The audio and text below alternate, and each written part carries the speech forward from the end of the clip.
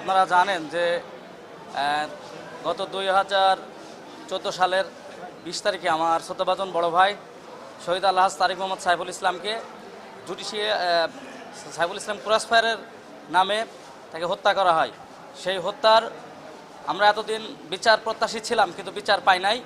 এই 5 তারিখের গণবিস্ফোরণে এবং গণবিক্ষোভের মুখে এই সরকারের ফ্যাসিবাদী সরকারের পতনের পরে আমরা বিভিন্ন তথ্য উপাত্ত সংগ্রহ করে আমরা আদালতে দ্বারস্থ হয়েছি, আদালতে দরখাস্ত দিয়েছি। আদালত আমাদের দরখাস্ত দেখে মঞ্জুর করেছেন, সরাসরি এফআইআরের নির্দেশ দিয়েছেন।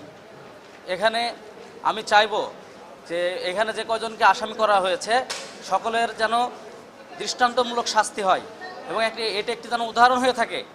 বাংলাদেশের বুকে যেন আর কোনো মায়ের বুক যেন এইভাবে খালি না হয়। আমার মতো, আমার বাবা মায়ের মতো এবং তার স্ত্রী সন্তানদের মতো যেন কাউকে আর এই বাংলায় যেন কাঁদতে না হয়।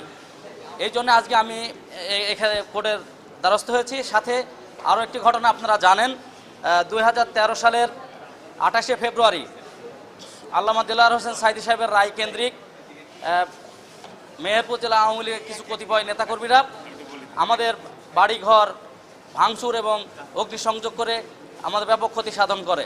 সেই মামলাটিও আজকে আমরা এতদিন ন্যায় বিচার পাইনি বা আমরা আদালতে আসতে পারিনি বিভিন্ন হুমকি দামকি এইসবের কারণে। যাক, আজকে আদালত আমার সেই দরখাস্তটি শুনেছেন এবং দরখাস্তটি সরাসরি এজাহারের নির্দেশ দিয়েছেন। আমি নির্দেশের ফলে নিজে ন্যায় বিচার পাবো বলে আশাবাদী। মেহেরপুরে খুব আলোচিত একটা ঘটনা, আমাদের তরুণ নেতা, আমাদের খুব কাছের মানুষ, আমার প্রতিবেশী ছোট ভাই তারিককে আপনারা জানেন। সেই সময় তার নামে কোনো মামলা মোকদ্দমা কোনো কিছু না থাকা সত্ত্বেও কেবলমাত্র কিছু রাজনীতিবিদদের, বিরোধী দলীয় রাজনীতিবিদদের প্রত্যক্ষ প্ররোচনায় এবং তাদের উৎসাহের কারণে প্রশাসন সেই সমস্ত নেতৃবৃন্দকে সন্তুষ্ট করার জন্য তারেকের মতন একটা তরুণ উদীয়মান নেতাকে নৃশংসভাবে গুলি করে হত্যা করেছে। তারপরে আমরা সেই মামলা করার চেষ্টা করেছি, আমাদের মামলা সেই সময় নেওয়া হয়নি। আমরা তাদের বিরুদ্ধে আজকে বিজ্ঞ আদালতে এই বর্তমান প্রেক্ষাপটে আমরা মনে করি যে আমরা ন্যায় বিচার পাওয়ার একটা সুযোগ সৃষ্টি হয়েছে, যে কারণে তৎকালীন যে সমস্ত অফিসার, পুলিশ কর্মকর্তা এবং যাদের ইন্ধনে এই সমস্ত পুলিশের কর্মকর্তারা এই হত্যাকাণ্ড ঘটেছে তাদের সকলের বিরুদ্ধে আমরা মাননীয় আদালতে মামলা দায়ের করেছি। বিজ্ঞ আদালত সন্তুষ্ট হয়ে এটা এফআইআরের জন্য নির্দেশ দিয়েছেন। আমরা বিশ্বাস করি যে এখান থেকে আমরা ইনশাআল্লাহ আমরা ন্যায় বিচার পাবো। সর্বমোট 19 জন পুলিশ কর্মকর্তা সহ পাবলিক বোধহয় 4 জন, মোট 19 জন।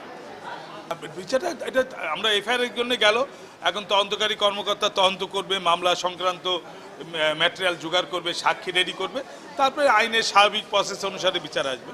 তো জোরের কিছু এটা নিয়ম অনুসারেই হবে।